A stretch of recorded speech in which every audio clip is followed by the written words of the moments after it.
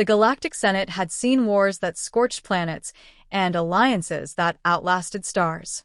It had witnessed empires rise from dust and fall back into it.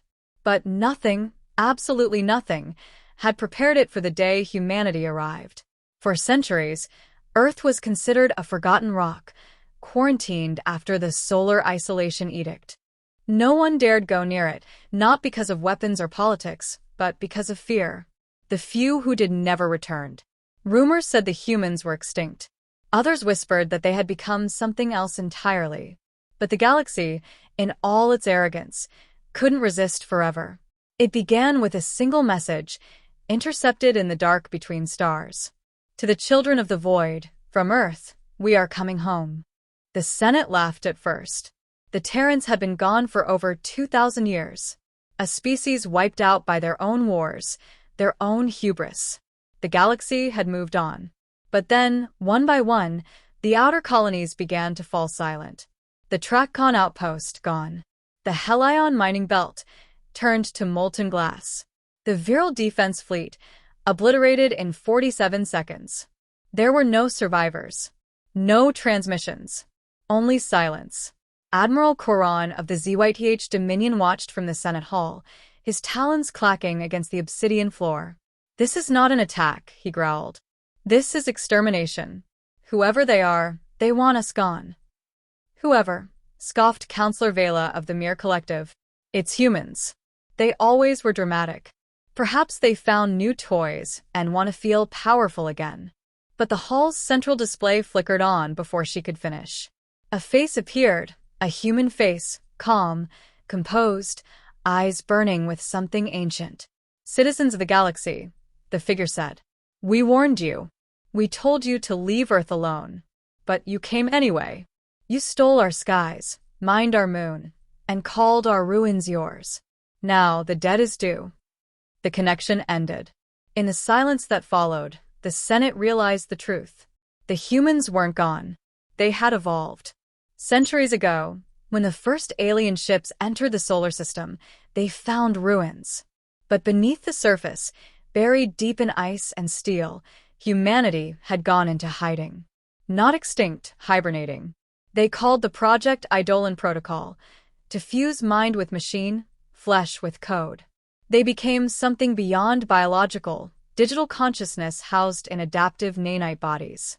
Each human could think, move, and rebuild faster than any AI ever designed. And they remembered everything. When they awoke, the galaxy had forgotten them, carved up their home, and laughed at their extinction. So they came back. The first wave of the Terran reclaimers hit the Orion Arm with surgical precision. No fleets. No diplomacy. Just storms of metallic clouds descending from FTL rupture points. They didn't communicate. They didn't negotiate. They unmade.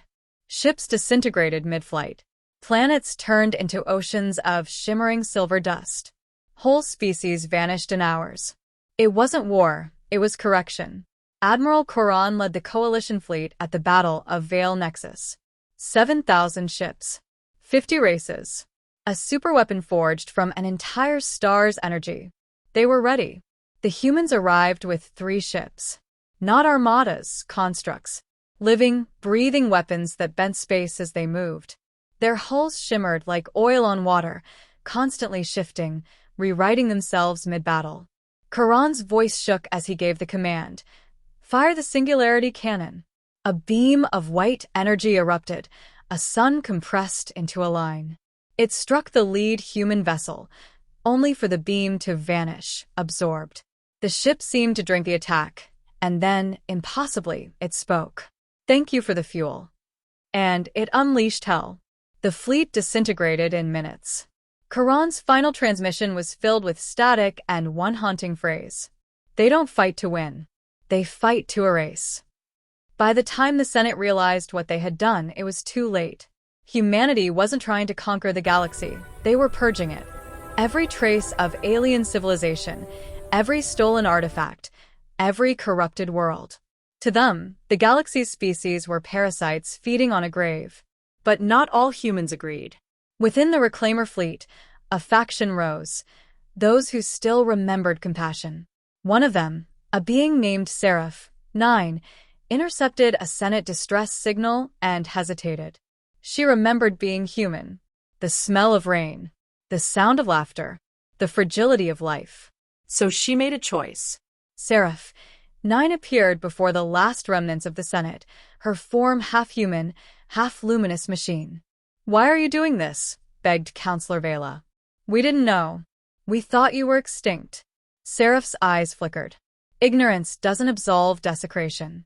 But you can rebuild," Vela shouted. "Together, we can." "Together?" Seraph interrupted softly. "You enslaved 1,000 worlds. You used human ruins as tourist sites. You broadcast our extinction as entertainment." She raised her hand and then stopped. "There is one chance," she whispered. "Leave. "All of you. Beyond the spiral rim. Never return. And if we don't," Seraph looked up at the stars, "then the galaxy will be silent forever." For the first time in history, the Galactic Senate obeyed. Billions fled beyond the edge of the Milky Way into dark, uncharted space. Entire empires abandoned their homes. Earth remained untouched, surrounded by the shining barrier of the Reclaimer fleet, machines that sang in a language of storms. Over millennia, the galaxy dimmed. The voices of countless species faded into myth.